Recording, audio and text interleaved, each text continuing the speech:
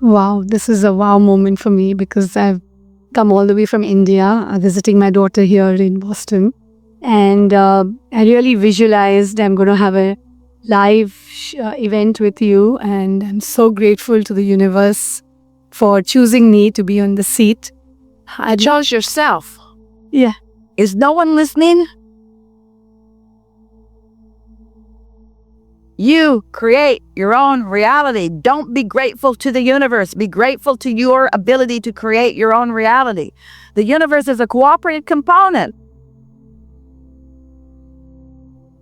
You said, I wanted it, I visualized it, I imagined it, I found the feeling place of it.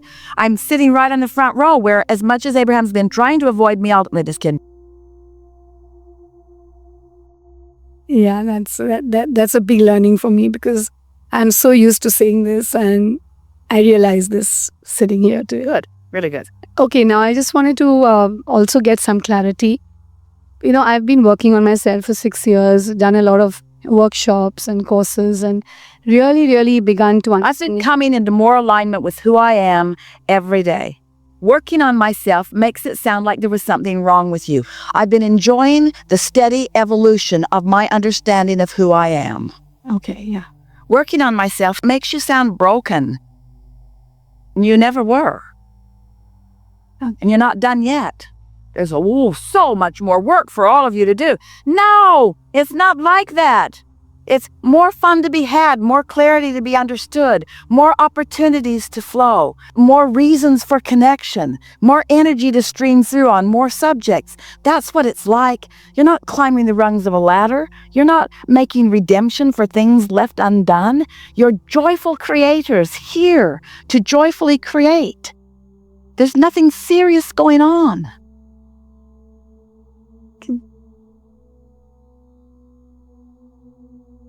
Yeah, okay. So, what I want to ask you is, how do I feel that a lot of fears grip me at times. I want to move ahead and co-create the life that I want.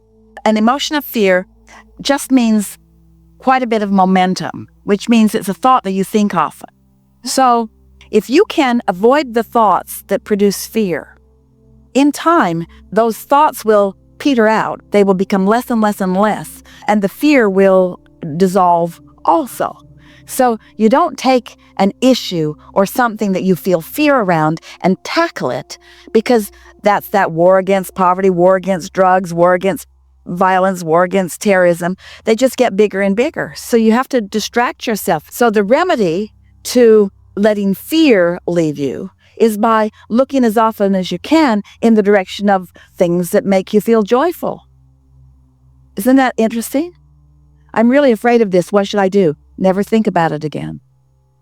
But Abraham, it's big and it's there. Really, what should I do? How should I deal with this fear?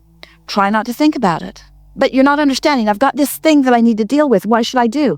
Think about things that make you feel happy. But how can I think about things that make me feel happy when I've got these things that I'm worried about? Well, you have to catch yourself when you're not focused upon what's bothering you. First thing in the morning, just watch for those opportunities.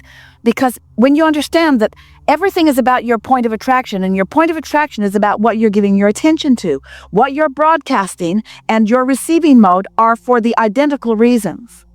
So when you find yourself feeling a lot of fear about something, it's time for you to sort of change your focus if you can. Spend time with different people. Do different things. Do things so that whatever it is that's causing the fear will loosen its grip on you a little bit, you see. Okay. And how do I overcome this feeling that when I get up in the morning, I feel very emotional? I'm not, of course, I then align myself and I get out of it. A feeling of releasing resistance often does feel emotional. It often even brings tears. Yeah. In other words, a feeling of releasing resistance is a feeling of relief. And a feeling of relief is an indication of a raising of vibration. Okay. And so understanding that and focusing in that direction will cause you to allow more momentum about that to happen. So it's okay to get up feeling that way. It's okay to get up feeling however you're feeling, because you can't do anything about it. The worst thing in the world is to feel some way and say, I shouldn't be doing this. That is the least helpful thing. But to acknowledge that you are feeling it, and then if you can, to identify how you really want to feel or what are the positive aspects in what you are feeling, the better it gets, the better it gets, the worse it gets, the worse it gets. So wherever you are, you're the one who has to lean it toward feeling better, or you're the one who leans it toward feeling worse. So we just ask you, is beating up on yourself for something you're feeling helpful or unhelpful? It's not helpful, is it? No. How did you get that way? Because a lot of people seem to need you to feel different than you did so that they could feel better. But that's sort of water under the bridge. Now you're standing in your powerful now. You have more choices. You all have more choices than you are often exercising. Most people, we love you so much, are responding or reacting to conditions. So the majority of the vibration that you offer is in reaction to what is, which is really a pretty silly thing because you're the creator of what's to come. But if you keep reacting to what is, then what do you keep creating? More of what is. Yeah. Also, that could be helpful is just begin saying to yourself, I'm not going to be such a reactor to what is. I'm going to be more of a acknowledger of the best parts rather than a reactor to maybe the part that is the most dominant. Okay. We've been talking a lot about unconditional love. And this is a word that you all have used in your society for a long time. We don't think you really have understood what it is. So to help you to understand, we want to say unconditional alignment, unconditional clarity, unconditional love. Unconditional meaning I'm having this feeling apart from a condition that I may be witnessing or living. In other words, the condition doesn't have dominance over my connection to source. That is true longevity. This is just a temporary thing. And so I'm not going to let my now point of attraction be influenced by this whimsical, flimsy, unimportant condition when I have this long-standing, pure positive energy flowing to me and through me all the time. So I'm choosing to be unconditional, which means I'm ignoring the condition. But most of you do not ignore conditions. Most of you see them, talk about them, seek validation about them, defend against them, and practice a vibration that won't let go of you because you're keeping it active. But there's no assertion, so nothing can pounce on you. No condition has the power to affect your vibration. You only have the power to invite it by your attention to it. There's no assertion, there's only attraction, you see. And so when you decide that how you feel matters, then you don't let conditions rattle you. And then in time, you don't feel threatened by anything. And it's as our friend earlier pointed out, and a lot of you sometimes feel this way, I don't feel safe because I don't trust myself to hold a steady vibration. But in time you will. In time you will know. In time you'll get it. In other words, Esther will say things like, a few years ago, this condition would have taken me down and kept me in turmoil for days before I worked myself out of it. Now she'll say, this condition, it's not so significant. Oh, it affects me. It affects me because I saw it. It's in opposition to what I want, but it's a rumble strip and not much more often. Jerry used to tell a story, and Esther loved it because he always wore beautiful sweaters. He had a lot of cashmere sweaters. He really liked these beautiful fibers and wools. And he would tell the story that if you're sitting in front of a fireplace and there's a chinkapin log on the fire, Esther was never sure if she ever saw one of those, but she likes the way he said chinkapin log on the fire. She thought it must be a particular poppy kind of log, you know, popping, popping, popping. And a spark comes out and lands on your sweater. If you just flick it right off, nothing happened. Just flick it off. Be aware and flick it off. But if you say, oh, looky there. Damn you, chinkapin log. Look what you've done. In a minute, you're going to have a little hole in your sweater. And so the same thing is true of any negative emotion. Just flick it off or turn to the power that is really you say. Something more? Yeah, I wanted to ask you, like you say that when you ask, it's given to you. So you ask, you put it into the vortex, and the vortex accomplishes it and accomplishes it quickly.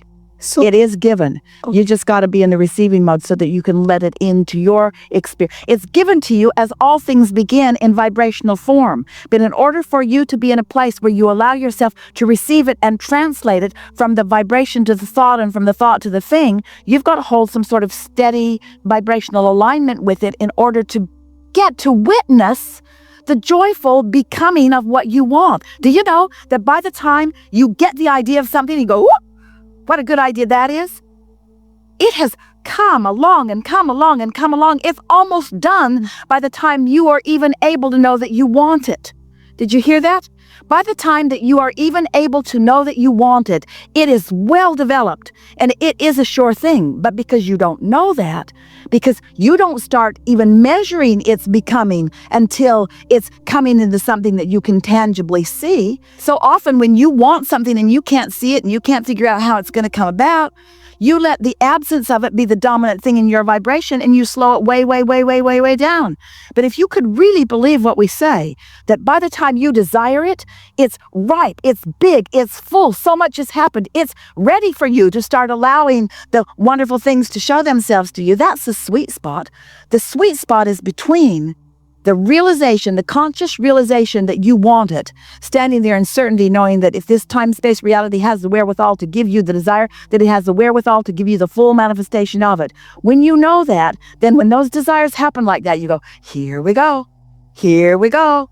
Now what others would call magic, and I know the normalcy of non-physical knocking itself out to give me every little nuance and every little detail of every little thing that I want. Here we go, here we go. Here we go. Me and all that is and the energy that creates worlds flowing toward that. Okay. But you got to muster some worthiness before you're talking like that. So the question was that, do I need to keep asking every day for it, or if I just ask once? Here's the answer. If every time you focus upon it, it thrills you, then keep doing that. But if you're asking from your standpoint of needing something that you don't have, you're slowing it way down every time you ask. Oh.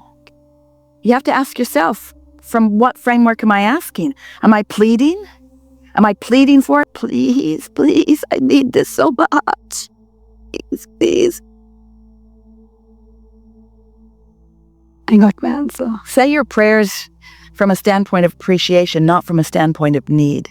Because need doesn't let in what you want. But then when we say we are grateful, so that's also it's important to be grateful. So when we say grateful to something, then is that wrong to say that? No, your appreciation is the most powerful allowing stance that you can be in. Grateful has a lot of resistance in it. Because when you're grateful, you're often grateful to have overcome the difficulty. And the difficulty is often pretty strong in your vibration. Where think about the literal word appreciation. It's something wonderful becoming more. Okay, that's it. Some say, Abraham, you're really nitpicking about those two words. They are vibrational worlds apart. Oh, okay. Wow. I really learned a lot today. Yeah. Thank you. So really good. Thank you. Really good.